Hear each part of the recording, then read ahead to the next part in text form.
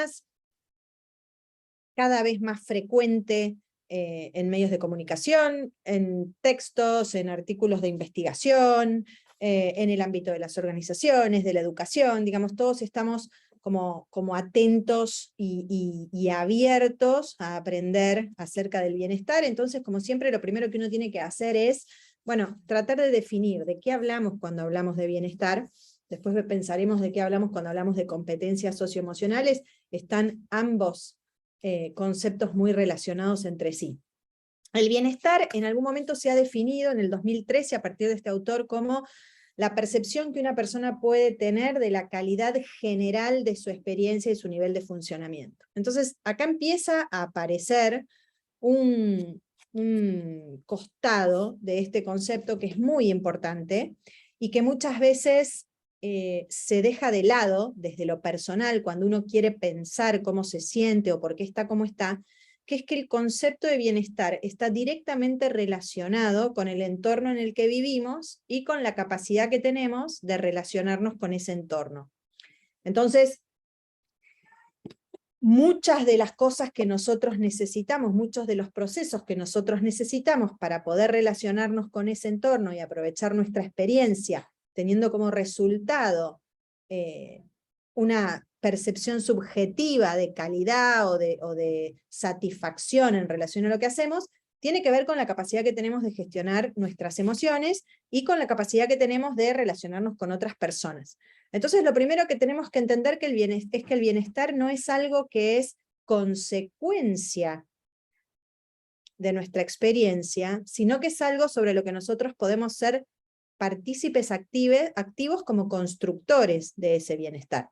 Cada uno de nosotros, si se plantea qué nivel de bienestar tiene hoy de 1 a 10, va a tener alguna idea de 1 a 10, cuánto se siente satisfecho el día de hoy, en el último tiempo, y en relación en general con su vida y su trayectoria como persona en esta tierra. Entonces, esa percepción general que tenemos acerca de nuestra experiencia, que puede ser vista desde el punto de vista histórico. Bueno, ¿cuál ha sido mi experiencia en términos de bienestar a lo largo de toda mi vida? Que puede ser vista en términos de un presente, ¿sí? En estas últimas 2 semanas, en este último mes, en este último año, cuán bien me he sentido. Y que puede ser también referido en este momento. Bueno, cuán bien me siento hoy y por qué. Eso es bienestar. Pero el bienestar, como insisto, no es producto de algo, sino que es una construcción detrás de la cual nosotros podemos ir cotidianamente. ¿Por qué? Porque básicamente cuando hablamos de bienestar estamos hablando de una combinación entre sentirnos bien y poder responder a las demandas del ambiente. Y este es un concepto muy importante porque hoy en día muchas personas no se sienten suficientemente bien, pero también existe la percepción como de que el sentirse bien tiene que ver con lo que tengo, lo que no tengo, pero hay pocas veces reflexión acerca de, bueno, ¿cuál es la demanda del entorno? ¿Cuánto bienestar puedo sentir hoy yo en este momento que estoy dando esta charla, para que la que me invitaron desde hace un tiempo? ¿Cuán cómoda me puedo sentir?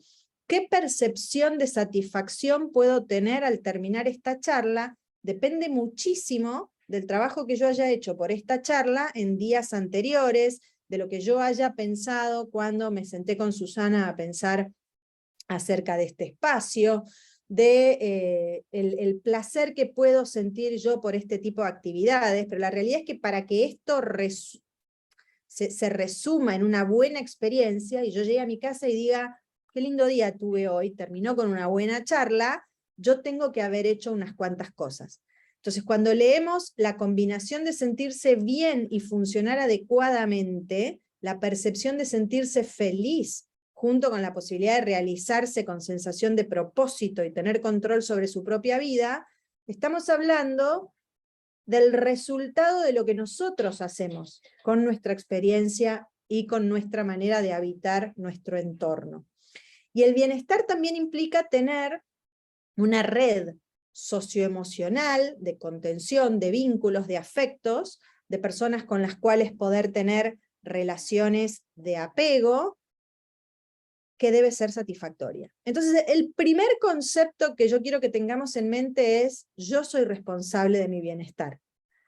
Yo soy artífice de mi bienestar.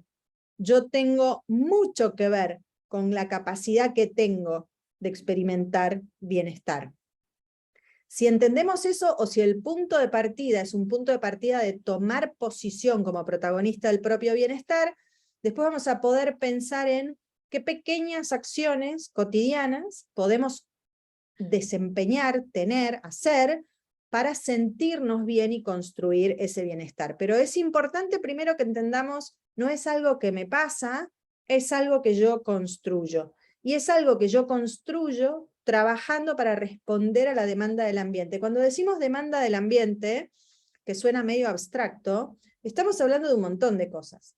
Para empezar, la demanda del ambiente es, bueno, ¿tengo mi vida en términos administrativos más o menos ordenada?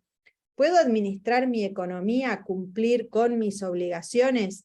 ¿Puedo producir en el trabajo y puedo realizar mi trabajo de manera adecuada y promoviéndome laboralmente y gestando con mi trabajo algo que derrame a mi alrededor? ¿Puedo sostener vínculos con las personas que tengo cerca? ¿Puedo conseguir que esos vínculos sean positivos, me traigan felicidad, me hagan sentir que esa red de afectos que tengo me alcanza y me nutre? ¿Puedo dar, puedo ser generoso con otros? ¿Puedo repartir algo de lo que tengo con personas que lo necesitan? Y no me refiero a cuestiones simplemente solidarias, eso también puede ser prestar atención a uno de mis hijos en un momento que así lo necesitan. Todo eso tiene que ver con cumplir con la demanda del ambiente, responder a todas mis obligaciones, en el sentido a todas esas cosas que de mí dependen, y en la medida en que trato de responder a eso de la mejor manera que puedo, invirtiendo mi tiempo y mi potencial, eso tiene que ver con la posibilidad de realizarme. Cuando trato de orientarme a eso con un propósito que me identifica y me representa, probablemente alcance buenos niveles de bienestar. Más allá de eso, el bienestar es importante porque está directamente relacionado con la salud mental. Es decir, a mayores niveles de bienestar percibido, menor posibilidad de tener síntomas clínicamente significativos de cualquier tipo de patología mental o psiquiátrica, como quieran llamarle. ¿Qué es lo más común? Ansiedad, depresión. Tener síntomas clínicos de ansiedad y depresión no es algo raro. Se supone que 1/4 de la población mundial tiene síntomas clínicos de ansiedad y depresión. Entonces, cuando tenemos síntomas clínicos de ansiedad y depresión, esa percepción en relación a cómo estoy, qué doy, qué recibo y qué metas tengo, se aleja un poco del concepto de bienestar. Entonces, cuando una persona se conoce a sí mismo, entiende cómo es y qué posibilidades tiene, puede responder a las situaciones que producen estrés cotidiano, puede trabajar de manera productiva, puede obtener recursos a partir de su trabajo, no solamente económicos, puede obtener retribuciones de todo tipo, y puede hacer una contribución a su comunidad, probablemente tenga una percepción mayor de bienestar que si no puede hacer todo eso. Y las personas que no pueden hacer todo eso, generalmente pueden desarrollar síntomas clínicos de depresión o de ansiedad.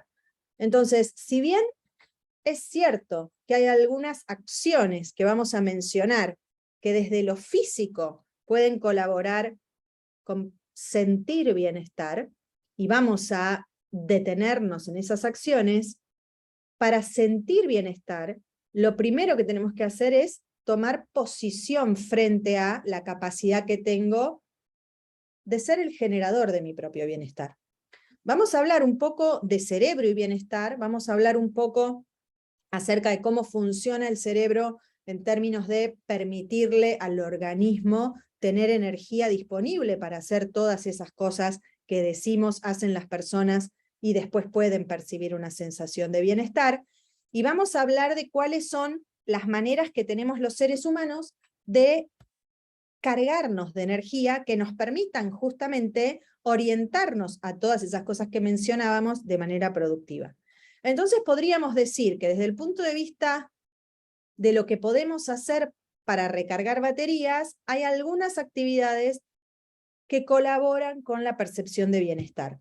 Esas actividades son por lo menos 4, están al alcance de todos nosotros, y debieran convertirse en hábitos cotidianos que ejercemos con conciencia. Una de esas actividades es dormir regularmente y con una higiene de sueño adecuada. Nuestro organismo necesita del sueño para reconstituirse. Después vamos a profundizar un poco más. Otra de esas actividades es hacer algún tipo de actividad física, desde caminar hasta practicar sistemáticamente algún deporte, pero todos los días, aunque sea media hora, de ejercicio físico que permita mantener el cuerpo activo, flexible y más sano. Una alimentación saludable, lógicamente equilibrada, en raciones adecuadas, con hábito de determinados momentos del día para parar a comer, y exposición cotidiana todos los días un ratito a la luz solar. Si a esto además le agregamos generar conciencia cotidianamente de la necesidad de aprovechar ciertos momentos en compañía de las personas a las que queremos, y sacarle jugo a esos momentos, ya tenemos 5 herramientas concretas, económicas y muy accesibles que nos permiten empezar a ser gestores de nuestro propio bienestar. Bienestar es bienestar físico y emocional. Cerebro, mente y cuerpo en realidad son uno solo, son un organismo. Cuando el cuerpo no está en condiciones, el cerebro y la mente tampoco lo están. Entonces, cuando empezamos a desentrañar los hilos para entender qué es el bienestar y cómo nos orientamos hacia promover nuestro propio bienestar, tenemos que empezar por entender el lugar que tiene, o sea, la relación que existe entre mente, cerebro y cuerpo. Nosotros somos un organismo que es verdad que tiene cerebro, pero ese cerebro está en un cuerpo. Muchas veces, yo dirijo una maestría en neuropsicología, yo estudio al cerebro todos los días, pero muchas veces, cuando hablamos de cualquier cosa que incluya la palabra neuro, imaginamos a las personas del cuello para arriba. Sin embargo, las personas somos un organismo íntegro, en el que el cerebro y todos los órganos del cuerpo trabajan en conjunto para sostener ese organismo que le da espacio de vida a la mente. A la vez la mente es ese espacio en el que nos habitamos a nosotros mismos y a partir del cual nos proyectamos y soñamos y nos entusiasmamos y queremos y salimos a buscar modos de realizarnos. En la medida que mente, cuerpo y cerebro no trabajan juntos, y en la medida que nosotros, tomando posesión de nosotros mismos, no cuidamos esa relación, va a ser más difícil alcanzar ciertos niveles de bienestar. Entonces, lo primero que vamos a decir es algo que dice Stanislas Dehaene, este francés que ustedes están viendo, que es uno de los neurocientíficos, digamos, más reconocidos en estos tiempos, y Stanislas Dehaene dice: cada uno de nosotros, en definitiva, es una variación de la línea melódica del Homo sapiens. Es decir, cada uno de nosotros es claramente un ser diferente a todos los demás, y es también un ser igual a todos los demás. Es decir, entender la naturaleza humana empieza por entender que la naturaleza humana está llena de algunas constantes universales. Entonces podemos decir, todos experimentamos emociones, todos pensamos, todos hacemos cosas, todos respiramos, todos podemos desplazarnos de alguna manera en nuestro entorno, todos soñamos. Sin embargo, cada uno de nosotros es distinto, es una variación de esa misma melodía. Entonces, cada uno de nosotros, para alcanzar esa percepción de satisfacción en relación a su propia vida, va a tener que hacerse cargo de esa singularidad que tiene y encontrar el camino a través del cual se siente bien y es feliz singularmente. Con lo cual, no hay recetas para la felicidad, no hay recetas para ir detrás del bienestar, no hay recetas de qué es lo que hay que hacer para estar bien. En realidad, cada uno de nosotros, compartiendo o haciendo cosas que la mayoría de nosotros hace, va encontrando su nicho para sentirse realmente cómodo y satisfecho. Entonces, tenemos un cuerpo. Ese cuerpo tiene un cerebro. Ese cerebro es habitado por una mente. Y los cerebros humanos construyen diferentes tipos de mente.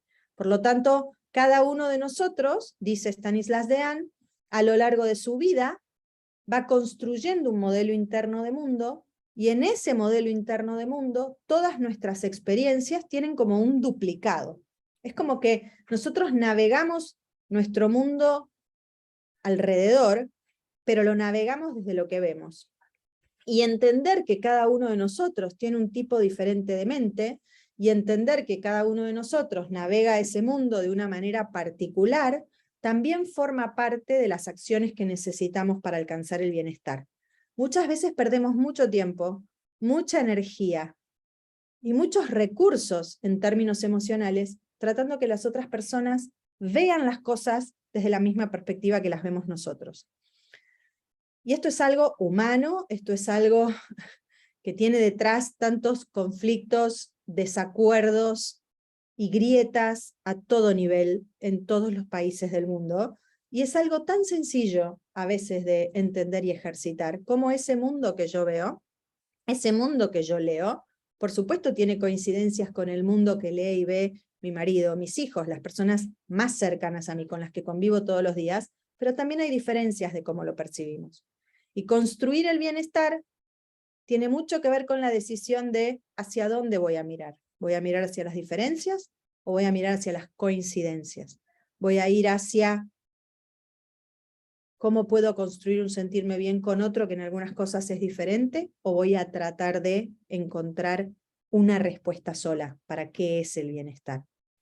Entonces, ¿qué somos? Somos, en definitiva, esa variación melódica del Homo sapiens, una singularidad en un cuerpo humano que también es singular, a pesar de que todos tenemos 2 manos, 2 piernas, una cabeza, creado y conectado a una cultura particular, a un conjunto de creencias particular, que va construyendo a lo largo de su vida un tipo de mente particular. Entonces, Stanislas Dehaene dice, no hay una sola naturaleza humana, hay muchas naturalezas humanas, y entonces cuando empezamos a pensar, bueno, ¿cómo le hablo a las personas acerca de lo que es el bienestar? ¿Cómo puedo dar una charla que tenga suficiente respaldo científico y al mismo tiempo algún tipo de correlato filosófico o existencial? Creo que el primer paso es entender que bienestar tiene tantas definiciones como personas quieran definirlo, y que esa es una de las primeras cosas que tenemos que aprender. Creo que estas generaciones lo tienen un poco más claro que mis generaciones. Creo que mi generación hizo un esfuerzo por tenerlo un poquito más claro que la generación anterior, pero el hecho es entender que aun cuando estamos muy cerca, podemos ver las cosas de diferente manera, y aun cuando estamos muy cerca, nos relacionamos con las cosas de diferente manera. Entonces vamos a tratar de desgranar un poquito más todos estos conceptos. A mí me gusta decir que la mente es como un rompecabezas redondo. Cuando empezamos a pensar en la mente, empezamos a pensar en conceptos, básicamente podemos pensar en 3 conceptos. Pienso, siento, hago. Es decir, cuando pensamos en el comportamiento humano, siendo el comportamiento humano producto directo de la actividad de la mente, pensamos en, nos comportamos a través de 3 carriles que están sumamente interconectados: la cognición, el afecto y la conducta. Por eso cuando hablamos de habilidades socioemocionales, el riesgo que corremos es el de separarlas de otras habilidades, como las conductuales y las cognitivas. En realidad somos como un rompecabezas redondo, está todo muy entrelazado, a tal punto está todo muy entrelazado que no hay circuitos cerebrales diferentes para cognición, acción o emoción. En términos de circuitería cerebral, los mismos circuitos sirven para emocionarnos, para pensar y para actuar. Entonces, una de las cosas que tenemos que entender, si queremos hablar de bienestar, es que tenemos que fortalecer esa integración. Tenemos que fortalecer la integración entre lo que sentimos, lo que pensamos y lo que hacemos. Por eso tenemos que trabajar mucho con el habitarnos nosotros mismos. Tenemos que trabajar mucho con poder estar cómodos nosotros en nuestro propio espacio mental y poder dialogar con nosotros mismos y crecer a partir de ese diálogo. Entonces, nosotros tenemos una enorme habilidad como seres humanos. Somos capaces de representar. Representamos no solo el mundo que nos rodea, sino que también representamos nuestro mundo interno. A veces, el mundo que nos rodea parece ser hostil a nuestro mundo interno. Y ahí es donde tenemos que aprender a construir ciertos puentes que permitan enlazar lo que pensamos, lo que sentimos y lo que hacemos con el feedback que recibimos del ambiente. Por eso vuelvo en función a la demanda externa. Es construirse como alguien capaz de experimentar bienestar, es un permanente dar y recibir. Es un permanente diálogo entre lo que pasa en mí, donde yo me habito, y lo que pasa afuera con lo que yo me relaciono. Y a veces esos límites, esas distancias entre quiénes somos y los de afuera, se desdibuja. Y entonces escuchamos cosas como: no puedo creer que mi hijo no entienda que no puede hacer eso. O escuchamos cosas como: estoy cansada que mi marido no pueda entender que yo quiero tal cosa. O escuchamos cosas como: es imposible trabajar con fulano, mi compañero, porque piensa esto, ¿sí? Cada uno de nosotros es singular. Eso significa que no tenemos que apuntar solamente a nuestra singularidad, sino también a respetar, favorecer e incluso promover la singularidad de los demás. Y eso también es gestión socioemocional. Cuando uno empieza a preguntarse con los hijos, es muy fácil entender estos bordes poco claros cuando pensamos en la relación con nuestros hijos. ¿Cuánto algo que se percibe como propio, porque uno dice mi hijo, se entiende y se concibe como ajeno? Ese es el límite más difícil. Y muchas veces esas dificultades para mantener esos límites que nos hacen ser realmente singulares, aún siendo diferentes, compartiendo una misma familia, aún en las condiciones de mayor armonía y unidad, mantener esos límites separados son también fuente de bienestar. Mundo interno, mundo externo. Identificar esas diferencias. Entender lo que a mí me gustaría para mi hijo y entender lo que él elige, a pesar de que no sea lo que a mí me gustaría. Esto es cotidiano, pasa todos los días, y muchas veces tendemos a pensar que no nos sentimos del todo bien. Vivimos en un país donde es fácil pensar que no nos sentimos del todo bien por tantas cosas que están pasando al mismo tiempo. Pero en el fondo, muchas veces no nos sentimos bien aún en nuestro espacio más íntimo de convivencia, porque no logramos asimilar que ese mundo externo que nos rodea no es nuestro y que aquello con lo que nosotros trabajamos y nos relacionamos es la representación que tenemos de ese mundo. Pero es una de las competencias socioemocionales más interesantes que tenemos los seres humanos, es que somos cartógrafos y somos capaces de ir generando mapas de distintas realidades. Mapas quiere decir, leemos el mundo, nutrimos nuestra lectura de mundo con nuestras experiencias, reconstruimos ese mundo que leemos, y estamos muchas veces convencidos que ese mundo que leemos es ese mundo de ahí afuera. Y nos olvidamos que en realidad ese mundo de ahí afuera, en cierta medida, siempre nos va a ser ajeno, porque nosotros nos comunicamos con ese mundo de ahí afuera a través de nuestros mapas. Y esto no es un idealismo filosófico, ni siquiera cerca. Estamos todos de acuerdo que si yo levanto objetos y pregunto qué son, todos lo vamos a llamar de la misma manera. No estamos hablando de la realidad, estamos hablando de la experiencia subjetiva y de trabajar con la propia experiencia subjetiva para sentirnos mejor en el contacto con esa realidad. Entonces, somos cartógrafos. Este es Antonio Damasio. Él dice, somos cartógrafos. Y esos mapas que vamos construyendo, ese conjunto de mapas que vamos construyendo, y que son mapas que se construyen y reconstruyen todo el tiempo, a lo largo de toda nuestra vida, se van constituyendo en nuestra mente y en nuestro habitar nuestra propia mente. Y muchas veces justamente, y por eso yo hablaba de los límites en términos subjetivos, Damasio dice, el material que hay en mi mente es mío, y yo inmediatamente entiendo que el material que hay en tu mente es tuyo, y que cada uno de nosotros aprecia el contenido mental desde una perspectiva diferente, la mía o la tuya, y yo creo que confundirnos en este punto es una de las más grandes fuentes de malestar con las que convivimos cotidianamente. Olvidarnos que cada uno de nosotros tiene sus propios mapas, y que lo rico de esta vida es poder coexistir con otros, compartiendo algunos aspectos de esos mapas y sosteniendo la singularidad con esos aspectos que no compartimos, sin que esto sea dramático o sin que esto sea una fuente de malestar. Todo lo contrario, tenemos que lograr trabajar para entender que esas relaciones entre cerebro, mente, mapas y trayectoria de vida que se traduce en aprendizaje, que enriquece los mapas, nos tienen que llevar al bienestar.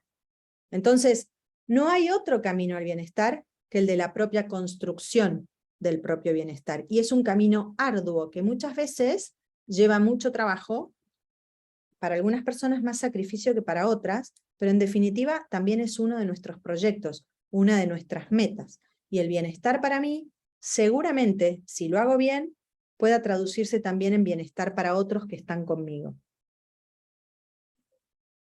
Entonces, el primer punto de vista que quiero que tengamos en mente es, bienestar no es algo que se recibe, bienestar es algo que se construye. Y bienestar es algo que se construye trabajando con esos mapas, siendo capaz de aprender permanentemente y de reformular permanentemente cosas acerca de este mundo. Se notó muchísimo, y creo que fue una de las... A ver, sabemos todos que una de las consecuencias de la experiencia COVID-19 en sus momentos más dramáticos fue el incremento en la cantidad de personas que perdieron sensación de bienestar. Entonces inmediatamente decimos, bueno, fue una situación dramáticamente inesperada, diferente, novedosa. Hoy justo hablábamos, está de visita una de las chicas del equipo que se fue a vivir a Francia, vino hoy, está de visita en Buenos Aires, vino al consultorio, estábamos todas almorzando juntas, y ella contó que uno de los primeros días de confinamiento en Francia se quedó encerrada con el marido en el balcón.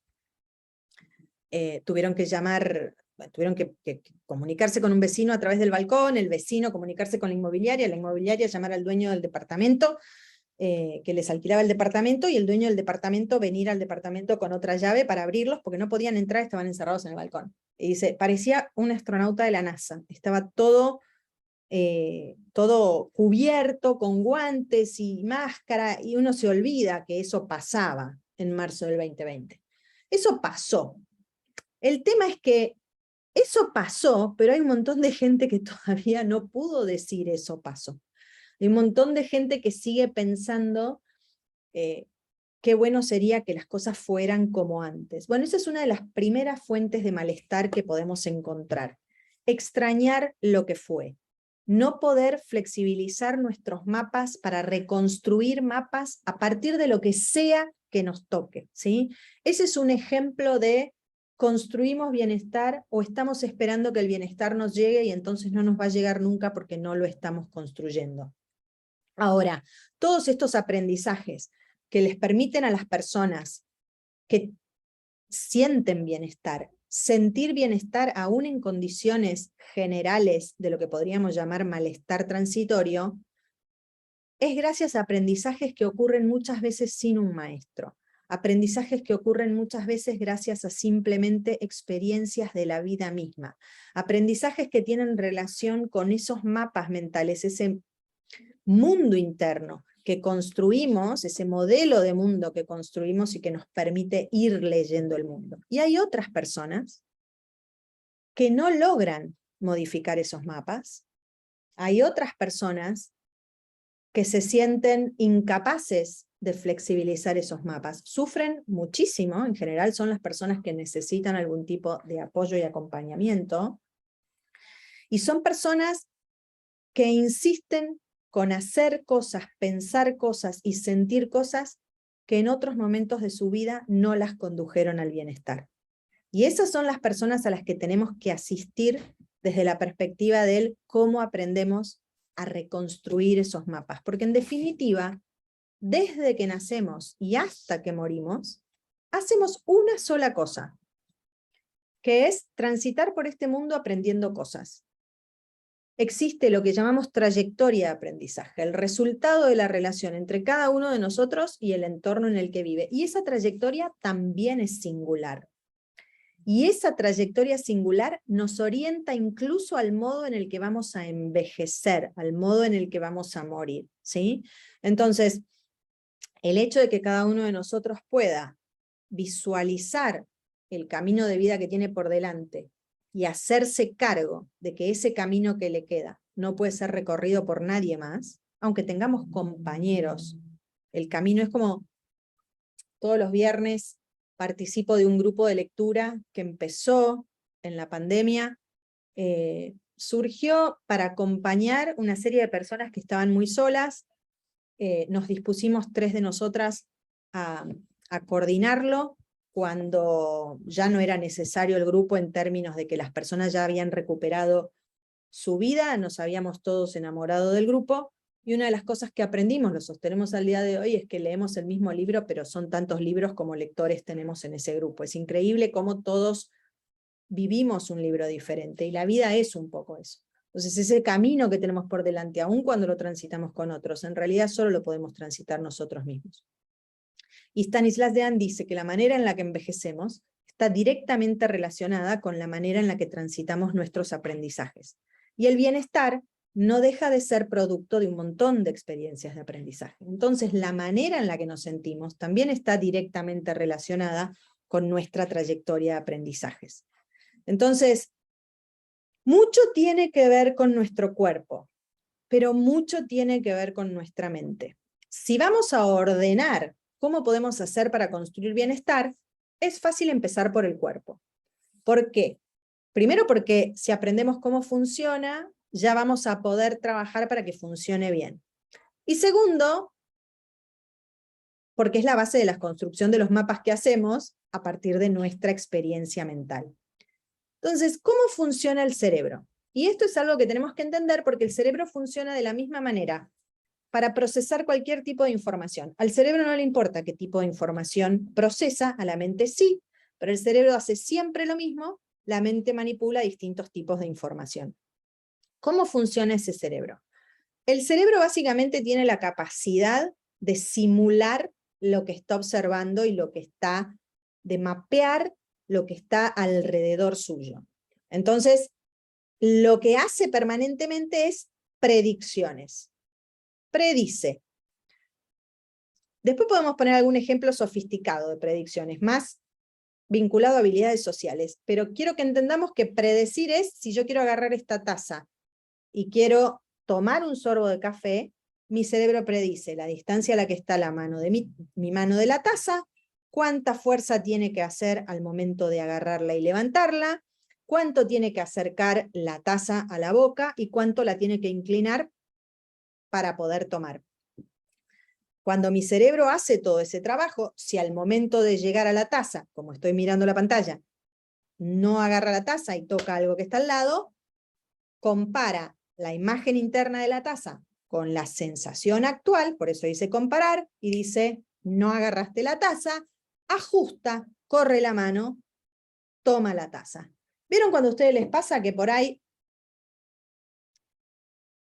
van a levantar una taza justamente que resulta mucho más liviana de lo que esperaban y entonces la levantan a mayor velocidad. Bueno, esa predicción fue errónea. Se predijo más pesada de lo que era. Hay que ajustar, rápidamente tratamos de recuperar el equilibrio y la próxima vez que veamos esa taza, ya sabemos, sin conciencia, que esa taza es especialmente más liviana que las tazas que usamos habitualmente. O sea, el cerebro hace esto todo el tiempo. Predice, simulando en su interior esa acción o ese entorno que está experimentando, observando o eso que está haciendo, compara con sus experiencias anteriores, ajusta, esto está bien, esto está mal, y así vamos viviendo. El ejemplo de la taza es bien mecánico y es bien biológico y ocurre sin que seamos conscientes. Pero también pasa que de repente vemos venir a alguien a que queremos mucho, vemos una expresión en su rostro, predecimos, uy, algo le pasó, nuestro cerebro está simulando, nosotros tenemos un montón de experiencias con esa persona a partir de la cual sabemos leerlo. Le decimos, ¿te sentís mal? La persona nos dice, no, en realidad me duele la panza. Ajustamos, menos mal, pensé que te pasaba algo. Cuando decimos pensé que te pasaba algo, estamos hablando de algo emocional. En realidad le pasa algo, le duele la panza, pero nosotros siempre estamos pensando desde lo vincular, desde lo emocional, y es por eso que los vínculos que tenemos con otras personas son tan importantes para el bienestar. Nuestra mente hace eso todo el santo día, todo el día. A veces con más conciencia, pero la mayor parte de las veces es como un iceberg. A veces en la punta del iceberg, con conciencia, la mayor parte de las veces nuestro cerebro y nuestra mente está haciendo eso sin que nos demos cuenta. Una de las maneras que tenemos para incrementar nuestro bienestar es empezar a ser un poco más conscientes del feedback que recibimos. Porque muchas veces nosotros actuamos, recibimos ese feedback, que en esta diapositiva es cuando tengo que ajustar, y no ajustamos. Nos enojamos y no ajustamos. No pedimos perdón, no recomponemos, no componemos. Estamos cansados y no dormimos lo suficiente que tenemos que dormir. Nos duelen las rodillas, pero nunca hacemos un poco de ejercicio.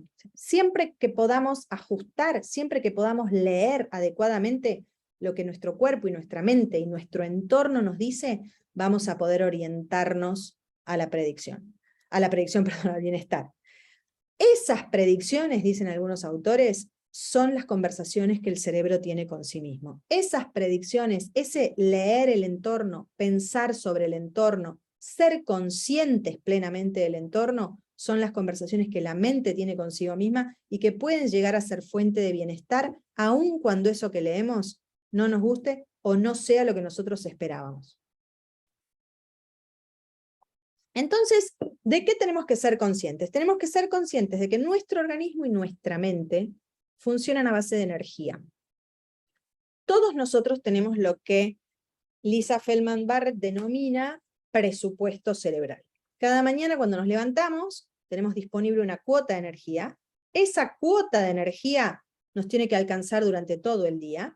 Siempre tenemos que tener un resto de energía y siempre tenemos que hacer actividades que nos recarguen de energía porque muchas actividades nos consumen energía. Los vínculos consumen muchísima energía. Las actividades que hacemos en automático consumen menos energía. Lo cierto es que tenemos un presupuesto y no hay manera de sentir bienestar si no cuidamos ese presupuesto. Entonces nosotros tenemos que pensar cuáles son las cosas que hacemos cotidianamente que enriquecen nuestro presupuesto cerebral.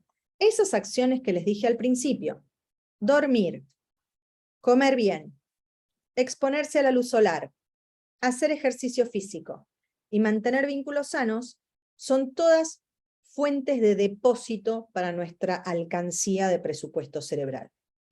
¿Cuándo nos encontramos con el estrés? ¿Cuándo hacemos cosas que nos consumen esfuerzo? ¿Cuándo tenemos situaciones vinculares que nos hacen sufrir? ¿Cuándo no dormimos bien por el motivo que sea? Cuando sostenemos varios días de ingesta desordenada, estamos haciendo retiros de esa cuenta bancaria de energía y presupuesto cerebral. Entonces, cuando hacemos todas esas cosas o nos pasan todas esas cosas, ya desde la base de nuestro cuerpo y nuestro organismo, lo que estamos experimentando ya no se parece al bienestar, se parece al malestar. Lo que la mente empieza a preguntarse, lo que la mente empieza a predecir es, che, no estoy bien, estoy cansado, me siento mal, no tengo energías, no tengo ganas. En realidad, mucho de eso a veces tiene que ver simplemente con un desbalance en ese presupuesto cerebral. Si cuidamos ese presupuesto cerebral, vamos a poder entender realmente cuáles son las extracciones a las que les tenemos que prestar atención como fuente de malestar. Pero es un poco, a ver, si todos los días tomáramos alcohol, nuestro organismo sufriría las consecuencias. Si un fin de semana tomamos un poco de alcohol, sufrimos muchas menos consecuencias. Pero si un fin de semana, porque tuvimos, no sé, el casamiento de alguien importante, cometemos algunos excesos, nuestro organismo lo va a sentir. Es decir, esa unidad cuerpo-mente, cuerpo-cerebro-mente es nuestra alcancía. Y nuestro comportamiento es el depósito o la extracción. Si nosotros cuidamos nuestros depósitos, siempre vamos a tener recursos para extraer, ¿sí? Entonces, ese cuidado de los depósitos, dijimos, sueño, alimentación saludable, ejercicio físico, exposición al sol y vínculos. Vínculos, en la medida de lo posible, sanos. Entonces, ¿qué es un vínculo sano? Un vínculo sano es un vínculo de lo que se denomina un vínculo con apego seguro. Bueno, ¿y qué es el apego seguro? El apego seguro es un tipo de vínculo en el cual existe una dosis suficiente de confianza que te permite sentirte cómodo en esa matriz vincular al mismo tiempo que exploras el mundo. Este vínculo de tipo apego seguro es el vínculo que idealmente construyen los padres con los hijos. Lamentablemente, no todos los vínculos son sanos y no todos los vínculos permiten este contexto de apego seguro. En términos de adultez, ¿qué es un vínculo con una matriz de apego seguro? En términos de adultez, un vínculo con una matriz de apego seguro es justamente un vínculo que implica tanta confianza como respeto por todo lo que implica exploración. Los puntos de vista, las formas de pensar, los lugares que quiero conocer, las personas con las que me quiero relacionar, muchas veces no coinciden en un 100% con las personas que tenemos cerca o que constituyen nuestros vínculos nucleares. Bueno, eso forma parte de la exploración. Y poder respetar esos puntos de vista, esas películas que a vos te gusta ver y a mí no, esos amigos con los que vos te sentís cómodo y yo no, esos espacios en casa que vos querés ordenar de determinada manera y yo no, todas esas exploraciones deben darse en un marco de confianza que nos hagan sentir dentro de esa matriz de apego seguro. La matriz de apego seguro, en líneas generales y en todas las épocas de la vida, se relaciona directamente con mayores índices de salud mental y física. Entonces, esa posibilidad de entender que cada uno de nosotros es uno solo, pero que a la vez está conviviendo con otros, en el contexto de una comunidad chiquitita, la familia inmediata, un poco más grande, la familia extensa, un poco más grande, el grupo de amigos un poco más grande, la comunidad en la que estoy inserto un poco más grande, la sociedad que representa el país en el que vivo un poco más grande, el continente, etcétera, etcétera, etcétera. Esa matriz de vínculos es básicamente una fuente de depósito o de extracción. Entonces, es muy fácil inmediatamente pensar los vínculos de la siguiente manera. ¿Quiénes me dan en la alcancía? ¿Quiénes me quitan? ¿Estos son vínculos tóxicos? No, cada uno de los vínculos que nosotros tenemos los construimos nosotros mismos a partir de 3 herramientas, 4, 10, debe haber un montón, pero en síntesis, como para entender didácticamente, a partir de algunas herramientas que podemos llamar justamente competencias socioemocionales. ¿Cuáles son esas competencias? En primer lugar, la capacidad de sentir, identificar, entender y expresar nuestras emociones. Cada uno de nosotros tiene la capacidad de sentir y experimentar emociones. Cada uno de nosotros tiene en mayor o menor medida la capacidad de nombrar esas emociones. A mayor vocabulario emocional, eso se llama granularidad emocional, mayor capacidad tenemos las personas para expresar nuestras emociones. A mayor capacidad de expresar nuestras emociones, mayor capacidad tenemos las personas para entender lo que nos está pasando. Cuando empezamos a poner palabras a nuestra experiencia emocional, empezamos a entender qué es lo que nos está pasando y desde dónde estamos sintiendo lo que estamos sintiendo. Entonces, una de las fuentes de los vínculos sanos es justamente la capacidad que cada uno de nosotros tiene de gestionar emociones, y cada uno de nosotros debiera preocuparse por cómo gestiona sus propias emociones y debiera progresar en cómo lo hace. Dijimos, mente, cerebro, cuerpo, en distintos momentos de la vida, por distintas razones asociadas al ciclo vital, las emociones a veces son más o menos difíciles de gestionar, ¿sí? Piensen en situaciones asociadas en las mujeres, por ejemplo, al ciclo menstrual, y cómo distintos momentos, o al parto, ¿sí? O al posparto, o al embarazo. Bueno, el cuerpo orienta las sensaciones que vamos a nombrar como emociones y que vamos a gestionar mejor o peor. Aprender a gestionar emociones es extraordinariamente importante. No alcanza con aprender a gestionar emociones. Las personas tenemos también lo que se denomina empatía. La empatía es la capacidad que tenemos de sentir y hacer hipótesis sobre las emociones ajenas. Cuando vemos una película y se nos paran los pelos, o se nos cierra el pecho, o nos hace mariposas en la panza, eso es gracias a la empatía. La capacidad que tiene el cuerpo de ser una caja de resonancia para emociones ajenas. Entender, o mejor dicho, percibir lo que esa caja de resonancia me dice, tiene un segundo momento, que es poder pensar acerca de lo que el otro piensa, y eso se llama teoría de la mente, y también es una competencia socioemocional fundamental. Esa competencia socioemocional fundamental, que se denomina teoría de la mente, es la que nos permite hacer hipótesis acerca de lo que a las otras personas les está pasando, y bastaría con sentarse en una mesa, en un bar más o menos lleno de gente, para escuchar un montón de veces la frase, yo sé lo que a vos te pasa, y escuchar la respuesta, en realidad no es eso lo que me pasa, y escuchar la respuesta, sí, estoy segura de que es eso lo que te pasa. Así somos los seres humanos, tenemos esa capacidad de creer que sabemos lo que el otro siente, y a veces nos olvidamos esos límites de tu mente es tuya y mi mente es mía, y entonces lo que pasa en una no necesariamente es lo que pasa en la otra. Y más allá de que percibimos y gestionamos emociones, tenemos capacidad de empatía para percibir las emociones de los demás, podemos pensar acerca de lo que los demás piensan o sienten, todavía nos están faltando lo que se llaman habilidades sociales, la capacidad que tenemos de interactuar con otros de manera asertiva. Asertiva quiere decir cuidando lo mío sin dañar lo tuyo, pudiendo expresar lo que necesito sin hacerlo de manera que pueda lastimar, pudiendo pedir lo que necesito sin dejar de hacerlo porque no sé pedirlo y estoy esperando que vos te des cuenta.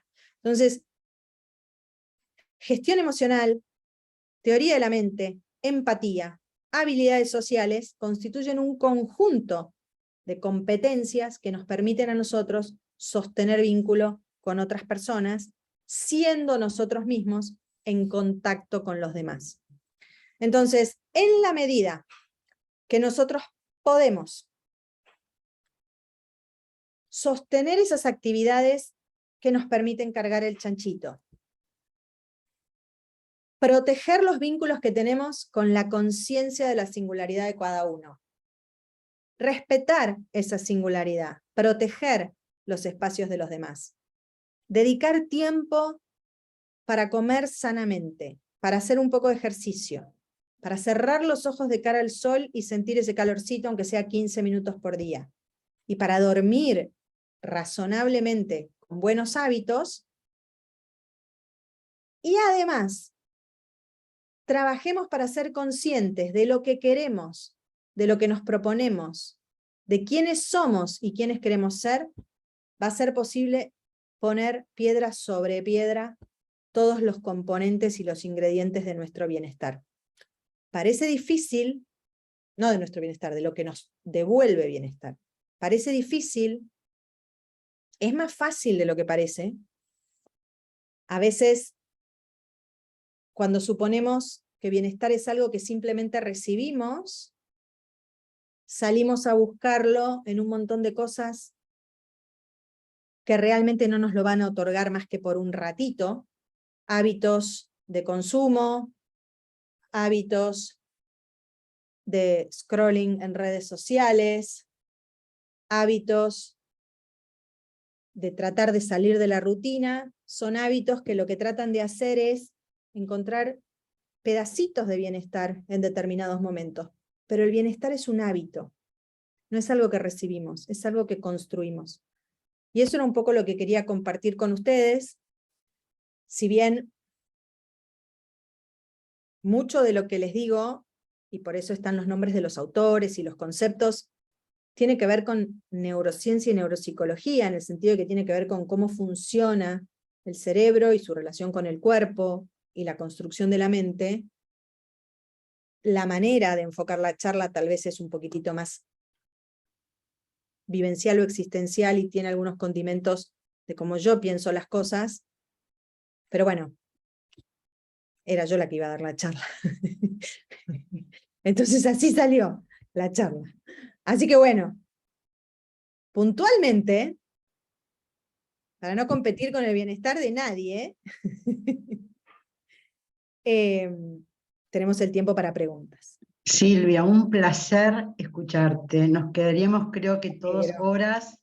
Hemos recibido un montón de mensajes en privado respecto a cómo ha llegado tu charla, tu exposición. La verdad que nos has dejado a todos pensando, ¿no? Y qué importante es el autoconocimiento, saber quiénes somos, cómo somos y hacia dónde vamos. Y cuando nosotros consigamos este bienestar subjetivo del cual vos decís que nosotros mismos construimos, podemos construir un mundo mejor. Y eso me parece que es clave. Tenemos algunas preguntitas, si nos permitís, Consu o Silvia. Sí. Bueno, Silvia, te hago las preguntas. Algunas ya las respondiste, pero bueno, te las hago por si querés agregar algo más. Dice, ¿las emociones se pueden regular y cuáles son las herramientas para hacerlo? Sí, las emociones se pueden regular. De hecho, se deben regular. Y ahora te cuento cuáles son las herramientas para hacerlo. En principio, las emociones son, a mí me gusta decir, son mensajes que nos da nuestro cuerpo y nuestra mente acerca del valor que las cosas tienen para nosotros. Es decir, las emociones aparecen cuando nos relacionamos con las cosas y de una manera o de otra nos orientan a entender qué representan las cosas para nosotros. Entonces las emociones son un lenguaje que nos sirve para habitarnos a nosotros mismos. No siempre es asertivo o adecuado expresar libremente nuestras emociones. Un ejemplo fácil de entender, los celos. Muchas cosas que nos pueden poner celosos ocurren más dentro de nuestra cabeza que fuera de nuestra cabeza, pero nosotros si actuamos esos celos de manera inmediata e irrestricta, probablemente generemos un conflicto con esa persona a la que estamos celando. Entonces, los seres humanos somos capaces de regular emociones. Debemos regular emociones. El proceso de regulación de emociones es un proceso que a regular emociones se aprende desde que somos muy chiquitos, cuando los padres de chicos muy chiquititos les dicen a los chicos, te caíste, no te asustes, no pasó nada, te vamos a lavar y ya está, estamos enseñando a regular emociones. Cuando los padres decimos, no, ahora no vamos a hacer esto, porque no es el momento de hacer esto, ahora no vas a comer caramelos porque dentro de 10 minutos vamos a comer, estamos enseñando a tolerar la frustración. Entonces, regular emociones es indispensable. Existen, ese proceso de regulación emocional o sea, la mayor parte de las veces ocurre sin conciencia, y por supuesto que algunas veces ocurre con conciencia y tenemos que pensar, bueno, tengo que hacer el esfuerzo por regular esta cosa que estoy sintiendo porque no es apropiado que la exprese. Con o sin esfuerzo consciente, hay algunas estrategias de regulación emocional que son universales, que la mayoría de las personas las aprenden a utilizar de manera natural a lo largo de su vida, y que se pueden aprender a utilizar. Hay por lo menos, si no me equivoco, 7 estrategias de regulación emocional que les voy a explicar ahora, que podemos utilizar y aprender a utilizar. La primera se llama selección de situación. Esto es de un autor que se llama James Gross, y que es uno de los exponentes más trascendentes en lo que es regulación emocional en el ámbito de la neuropsicología. Se llama selección de situación la primera. Básicamente tiene que ver con, hay ciertas situaciones que sabemos nos van a orientar a sentirnos de determinada manera, y entonces cuando queremos experimentar determinadas emociones, simplemente salimos a buscarlas. Regular emociones no es solamente administrar emociones que nos hacen sentir mal, es también orientarnos a experimentar emociones que nos hacen sentir bien. Entonces, cuando nosotros pensamos, el fin de semana vamos a invitar a fulano y a fulana a casa para comer un asado y charlar, que hace bastante que no nos vemos, estamos eligiendo esa situación porque sabemos que va a ser una situación placentera y agradable para nosotros. Entonces, selección de situación es como salir a buscar determinada situación. Si estamos tristes porque estamos, no sé, atravesando un duelo, y entonces sabemos que ahora viene el fin de semana, y que por definición ese fin de semana puede llegar a ser un momento en el que como no estamos trabajando nos distraemos menos y estamos más angustiados, podemos decir, bueno, la voy a llamar a mi hermana y me voy a ir a casa de mi hermana este fin de semana, comparto tiempo con mi sobrina, selecciono la situación. La mayoría de las situaciones no las elegimos pensando en las emociones o buscando cosas, sino que simplemente nos ocurren. Entonces, existe lo que se llama modificación de situación.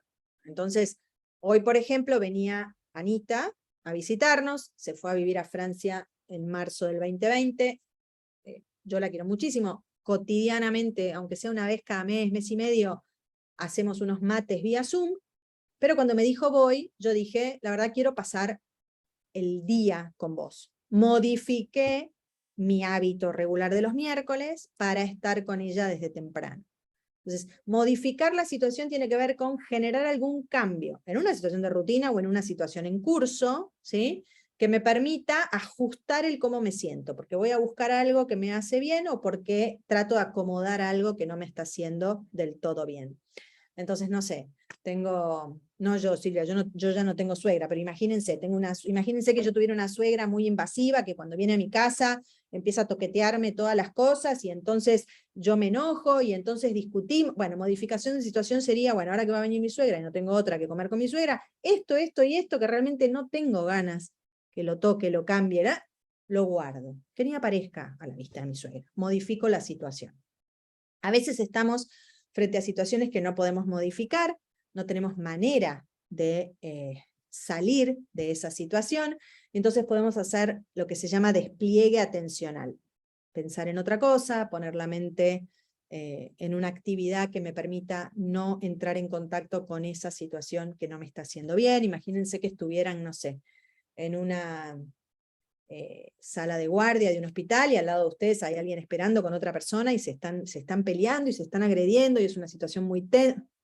Auriculares, música, no puedo hacer nada por resolver esta situación, no puedo hacer nada por modificar la situación, cualquier cosa que yo haga va a derivar en más conflicto, incomodidad y discusión, me pongo a pensar en otra cosa. Estoy en una situación que por X motivo me hace mal, me pongo a recordar, no sé, cantar en mi mente determinada canción para hacer como una especie de parate en relación a esa sensación. También existe la posibilidad, tenemos los humanos, de tomar otro punto de vista sobre la situación. Entonces ayer me encontré con una amiga, después de que se murió su mamá, hace 15 días, y ella me dice, la verdad es que estoy súper angustiada, pero al mismo tiempo pienso, menos mal que ese proceso no duró más de 20 días. Eso se llama reestructuración cognitiva o cambio cognitivo es la posibilidad de darle una lectura diferente a algo que nos pasa, para poder hacer ese algo que nos pasa más tolerable, asimilable o llevadero. Y otra de las maneras de regular la emoción, que tiene más que ver con lo conductual, es lo que se llama modulación de respuesta. El ejemplo que siempre pongo es, tu tía te regala un par de medias por vez número 1000 para Navidad, y vos le decís, gracias tía, siempre pienso qué bueno que este año viene la tía y me tocan las medias otra vez, a pesar de que internamente por ahí decís, otra vez, pero decís, qué esfuerzo que hace la tía por conseguirme estas medias. Entonces, bueno, ahora ya no pasa, pero en mi época era así, todos los años te regalaban lo mismo las tías que eran más viejas que vos. Ahora Mercado Libre cambió bastante, te preguntan qué te gusta y ya es más fácil conseguir lo que, no hay que salir a buscarlo. Esas son estrategias de regulación emocional, todas esas estrategias de regulación emocional son saludables. Hay dos estrategias de regulación emocional que todos usamos en algunos momentos, pero que no son saludables si las usás de manera sostenida en el tiempo. Una es la evitación. No, como no quiero encontrarme con fulana porque sé que tengo que decirle esto que no tengo ganas de decirle, la evito a fulana. Entonces fulana me dice, dale, ¿podemos ir a tomar un café? Y yo, ay, no, justo este fin de semana no puedo. Evito las situaciones. Y la otra es la que se llama supresión. Hay sustancias que si consumimos, durante un rato quitan el malestar. Son sustancias que activan zonas de placer del cerebro. No son sustancias prohibidas. Una hamburguesa produce este efecto, un chocolate produce este efecto, un cuarto de helado produce este efecto, un cigarrillo produce este efecto, una copa de vino produce este efecto. Por eso en las series, cuando ves que la gente llega estresada después de trabajar, abren la heladera, sacan la botella de vino, se sientan una copa de vino, se apoyan y toman un sorbo como diciendo, ahora sí.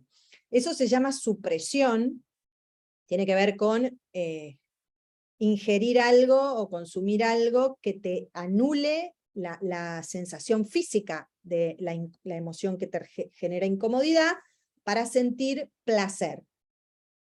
Si siempre usas esa estrategia, probablemente, bueno, fumes más de lo que tienes que fumar, tomes más de lo que tienes que tomar, engordes más de lo que querés engordar, y etc. Así que esas son las estrategias de regulación emocional.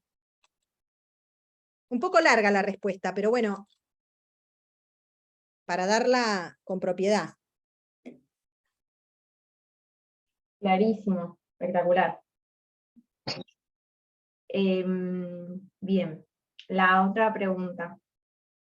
Soy profesora de secundaria. ¿Cómo gestiono las emociones de mis alumnos sin que me afecte? Bueno, no sé cuál puede ser un ejemplo de qué es lo que puede afectar, pero lo primero que tengo que decir para cualquier persona que tenga contacto con adolescentes propios o ajenos, es que los adolescentes están atravesando por la etapa de la vida en la que más difícil es regular emociones, más montaña rusa emocional se vive,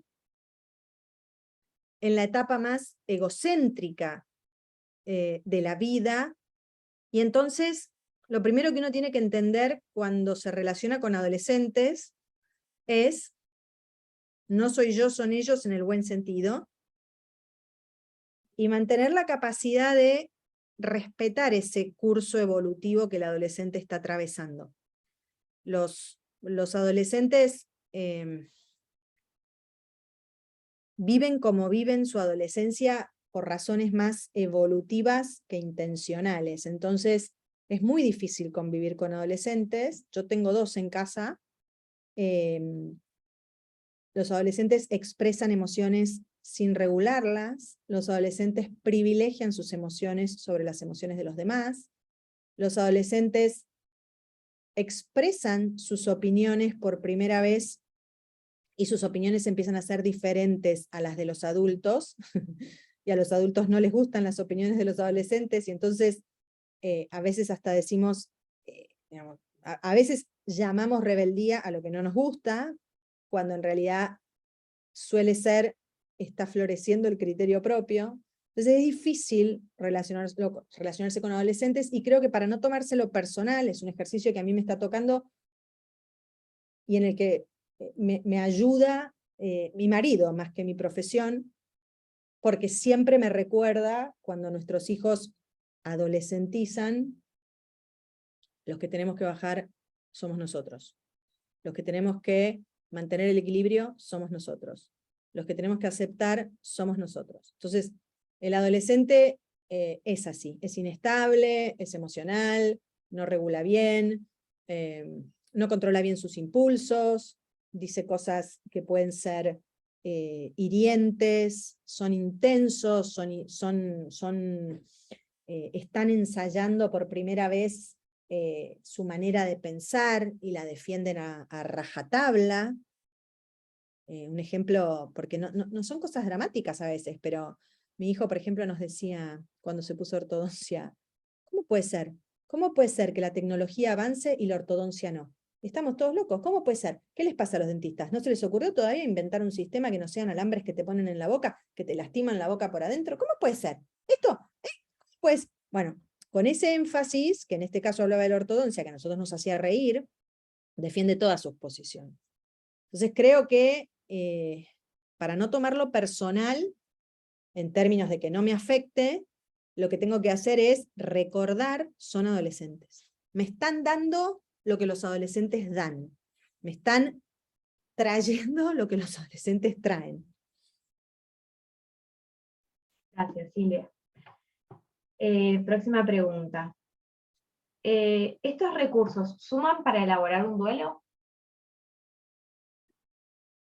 Sí, justo este fin de semana yo sigo muchos neurocientíficos en Twitter, porque ahí te enterás de libros que publican o artículos que salieron y demás, y justo este fin de semana una mujer que se llama O'Connor, no me acuerdo el nombre, avisó que se publicaba su libro, o que se había publicado, o que ya estaba a la venta, bueno, ya lo busqué, que se llama El cerebro en duelo.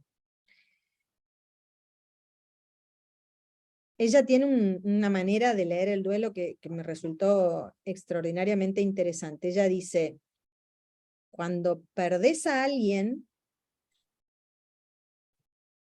ese alguien era una referencia de tus mapas, estos mapas que ese alguien era una referencia en tus mapas, estos mapas que decíamos construimos y con ellos leemos la realidad, que desapareció. Cuanto más cercano ese alguien, más espacios ocupaba en tus mapas. Entonces, vos empezás a transitar el mundo y te empezás a encontrar por todos lados con la ausencia. Entonces ella dice, cuando el cerebro se encuentra con la ausencia de una referencia que tiene en el mapa, no puede leer el mundo, no puede resistir esa representación, no puede resistir que ese mundo que está allá afuera no encaje con la representación que tiene adentro. Y tiene de frente una enorme tarea de aprendizaje, que es reescribir los mapas, sin olvidar a la persona, pero para tener capacidad de navegar el entorno. Entonces, todos estos conceptos pueden ayudar a administrar un duelo, sobre todo si entendemos lo doloroso que es encontrarte a cada rato con esa referencia que para vos era tan importante y no está ahí. Cuando lo leí, me acordé de una amiga mía que tengo, más grande que yo, que cuando enviudó, la fui a ver al poco tiempo y me dijo, Silvita, no puedo decirte la lista innumerable de cosas que no sé hacer. O sea, no puedo decirte la innumerable cantidad de cosas donde la referencia era él, ¿sí? Y dice, no puedo decirte la innumerable cantidad de cosas que tengo que aprender. O sea, tengo que aprender a hacer todo eso. Entonces, esta mujer dice que el duelo es uno de los desafíos más grandes a la capacidad de aprendizaje que tenemos las personas. Y la verdad es que me pareció impresionante la manera de leerlo, ¿no? Entonces sí, en ese sentido uno podría, más allá del dolor, que creo que no queda otra que recibirlo y aceptarlo, tratar de gestionar su propio duelo.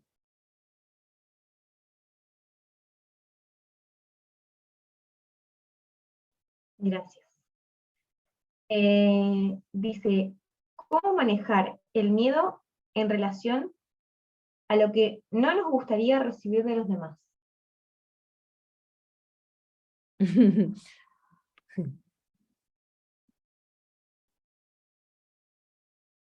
Es Difícil. interesante sí, difícil, pero es interesante que que haga referencia al miedo, porque las emociones tienen como siempre algún trasfondo, ¿no? Si nosotros decimos, se enojó, entendemos, una persona hizo algo que la otra persona no le gustó. Nosotros decimos, se entristeció, decimos, una persona perdió algo que le gustaba tener. Cuando decimos, tiene miedo, eso es una proyección hacia adelante, o es, mejor dicho, no tan hacia adelante, es una persona se encontró con algo que lo puso en estado. Una persona se encontró con algo que representa una amenaza para él. Si yo digo, alguien me apunta con un arma de fuego, la emoción es miedo. Hay algo que me está amenazando. Si alguien hace referencia al miedo en relación a lo que otras personas puedan decirnos o pensar de nosotros,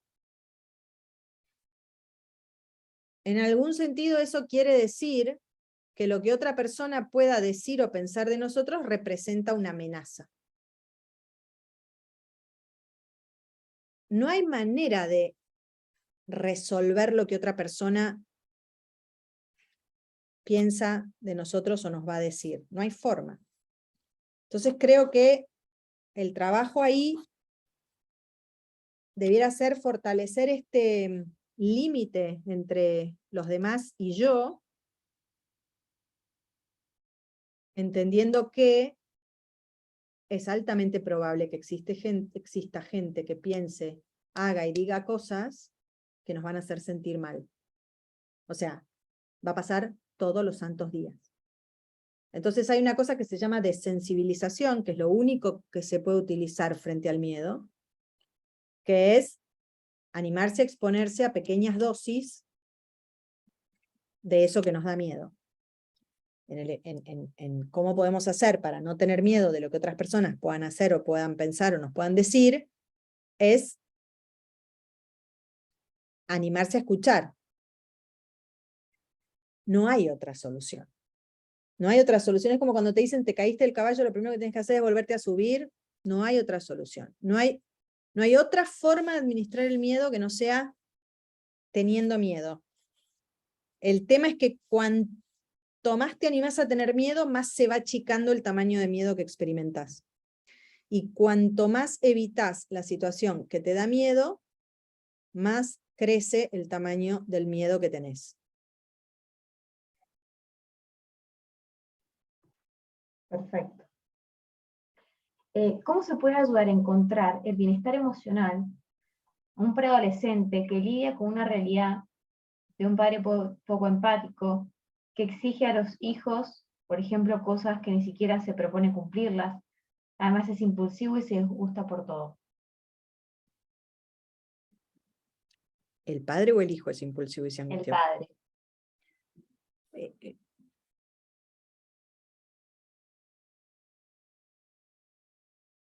Creo que, a ver, hay gente, por suerte las estadísticas dicen que un número bajo de gente, menos del 20%, tiene la mala suerte de tener padre o madre sin capacidad de gestar esa base de apego seguro de la que hablábamos. Después se supone que hay un 60% de padres que logran gestarla, y hay otro 20% que no viene al caso. Si tenés la mala suerte de que te toca un padre o una madre con incapacidad para gestar apego seguro, el único remedio probablemente sea la aceptación y el despegue. La aceptación es, o sea, el azar inadministrable de esta vida que es, nací, y dónde nací, no tiene solución. ¿Podría haber sido mejor? Podría haber sido mejor. ¿Esto va a ser una fuente de bienestar? Esto no va a ser una fuente de bienestar. Aceptación. Despegue. Muchas veces las cosas nos hacen mejor o peor en base a las expectativas que tenemos. Mi marido, por ejemplo, es un encanto, pero nunca esperes ni un ramo de flores, ni un chocolate, o sea, ahora, llueve y estoy llegando con el auto y sale con un paraguas. Bueno, si yo pretendiera valorar cuánto me quiere o se preocupa por mí, regalándome flores, tendría que decir 0. Si yo tuviera que pensar cuántos gestos como salir con el paraguas tengo en mi vida cotidiana que por ahí no coinciden con algunas expectativas clásicas de lo que se supone representa a alguien que se ocupa, un montón. Con esto lo que quiero decir es, a veces lo que tenemos que administrar para sentir mayor bienestar es las expectativas que tenemos en relación a lo que esperamos de lo que los demás nos dan. Es súper difícil esperar poco de un padre. Súper difícil. Sobre todo si sos preadolescente. Y probablemente tampoco sea la solución. Pero estoy segura que achicar las expectativas va a ayudar a sentirse un poco menos mal.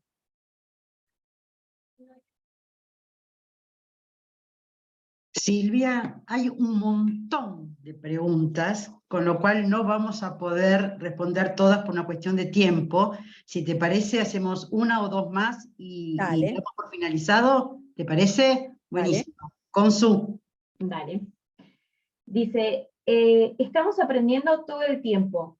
¿Qué pasa cuando lo que está mal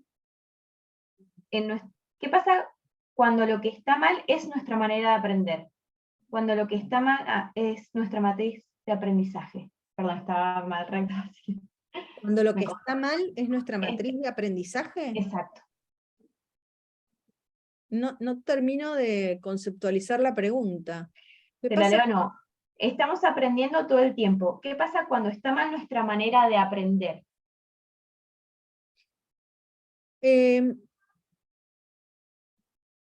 No sé si entendí bien, pero voy a tratar de, en base a lo que entendí, es verdad que aprendemos todo el tiempo. Y yo no sé si calificaría a los aprendizajes como buenos o malos. Entiendo que uno puede decir, aprender a fumar es malo para la salud. Sí. Pero aprendiste a fumar bien. ¿Me explico? Entonces, los aprendizajes siempre son aprendizajes. No sé si los calificaría de buenos o malos. Ahora, es verdad que podemos aprender cosas y podemos hacer cosas que aprendimos que no nos hagan sentir bien. Creo que ahí, y creo que si todos nos proponemos hacer una lista de cosas que hacemos y que no nos hacen sentir bien, la vamos a encontrar, y todas esas cosas aparecieron por aprendizaje en nuestra vida. Entonces, me parece que el objetivo no debiera ser aprender bien, sino ser capaz de identificar cosas que aprendí que no me hacen bien, para tratar de, depende qué tipo de cosas sean, erradicarlas o abandonarlas o hacerlas menos seguido. Un ejemplo típico de aprender algo bien aprendido que no hace bien es el capricho de los chicos. Cuando los chicos aprenden que si lloran y gritan, obtienen lo que quieren, es un flor de aprendizaje, porque obtienen lo que quieren, pero la conducta que aprendieron es muy desadaptativa. Entonces, ahí los adultos tenemos que ayudar a que aprenda a obtener lo que quiere de otra forma y que aprenda que a veces no obtenemos lo que queremos. Pero las tres cosas fueron un aprendizaje. Entonces creo que es como ser consciente de qué cosas aprendidas podríamos abandonar. Clarísimo. Te hago la última pregunta. En nuestro lugar de terapeutas, ¿cómo podemos intervenir para ayudar a construir un bienestar al otro?